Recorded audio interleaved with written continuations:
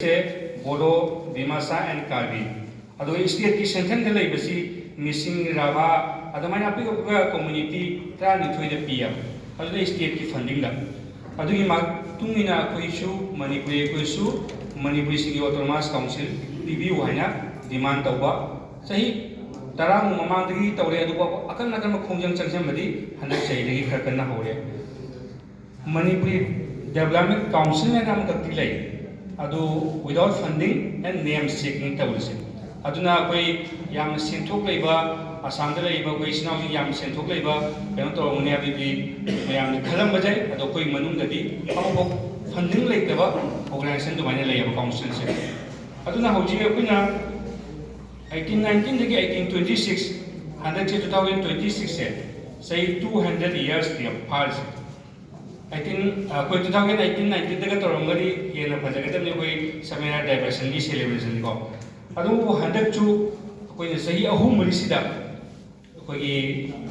इरमदा मणिपुर दगी को कोई याम बरत ले अदु अखोइना सु सही के मांग दगी पांगजाबा हिस्टोरिकल प्लेसेस म्यामा कोई आसाम दा है कसादा बराक तंपा हानदी कसादा तिसिगम खतम रबी मणिपुर की निंथौ अहुमना खुंदा लेका पालंबा मफम मयाम हिस्टोरिकल प्लेस हौजिसु मयाम लेरिया अदो अखोइ हजि तम तम तौना कोई मणिपुर की लुक मयाम कोई आसाम की लुक मयाम की मतेंग तौना कोई अवापई द गंभीर सिंह स्टेसु मणिपुर लेबी तौरम मफम द कोई गंभीर सिंह निंथौ गंभीर सिंह नरसिंह स्टेसु हौजिसु कोई लेमोन देबी पाट हैना निंथौ नरसिंह सुं गंभीर सिंह लेमोन न सिखिबा दुम पाटो को प्रोटेक्ट तौनाबा ऑलरेडी लम लेना कोना लोरे अदुम हिस्ट्री की प्लेस की अखोइना प्रोटेक्ट तौरकांदा अखोइ हौरिबा इचा इशू सिंगसिना करिनो तौरमिसे कमाइना तौरमिनो हाइबगी इतिहास थिरकदोनिया